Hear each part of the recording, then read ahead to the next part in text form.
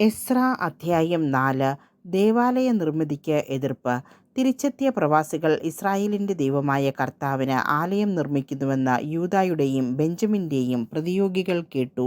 അവർ സെറുബ്ബാബേലിനെയും കുടുംബത്തലവന്മാരെയും സമീപിച്ചു പറഞ്ഞു, ഞങ്ങളും നിങ്ങളോട് കൂടെ പണിയട്ടെ.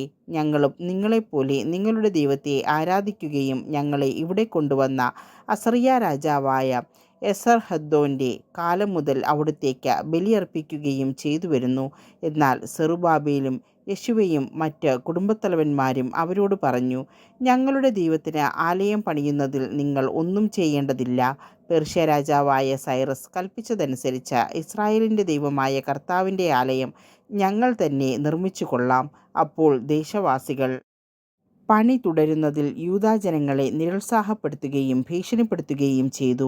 അവരെ ലക്ഷ്യത്തിൽ നിന്ന് വ്യതിചലിപ്പിക്കാൻ ദേശവാസികൾ പേർഷ്യ രാജാക്കന്മാരായ സൈറസിൻ്റെ കാലം മുതൽ ദാരിയൂസിൻ്റെ കാലം വരെ ഉപദേശകന്മാരെ വിലക്കെടുത്തു.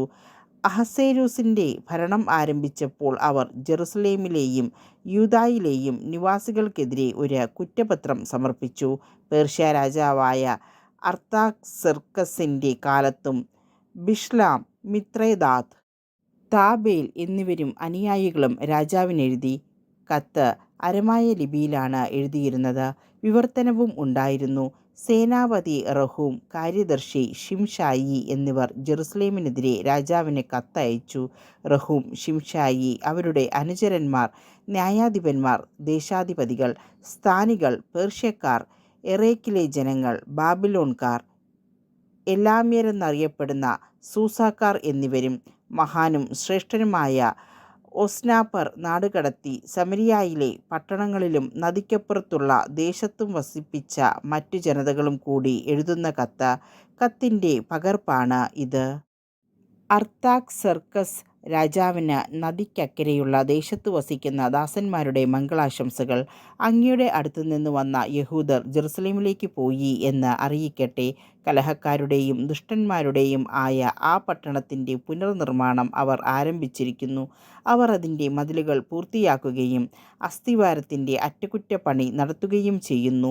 മതിലുകൾ പൂർത്തിയാക്കുകയും നഗരം പുനഃസ്ഥാപിക്കുകയും ചെയ്താൽ അവർ കപ്പമോ കരമോ ചുങ്കമോ തരികയില്ല.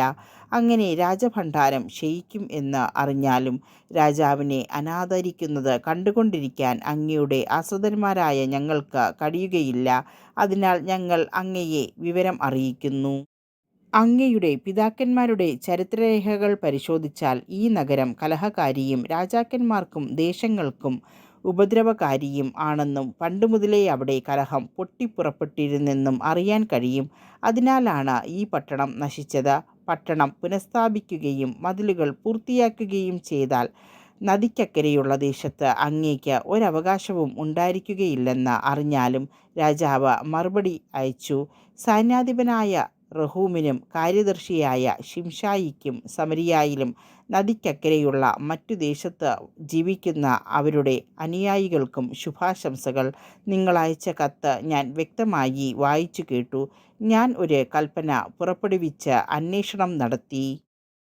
പണ്ടുമുതലേ ഈ നഗരം രാജാക്കന്മാരെ എതിർക്കുകയും കലഹവും കലാപവും അവിടെ നടമാടുകയും ചെയ്തിരുന്നു എന്ന് വ്യക്തമായി.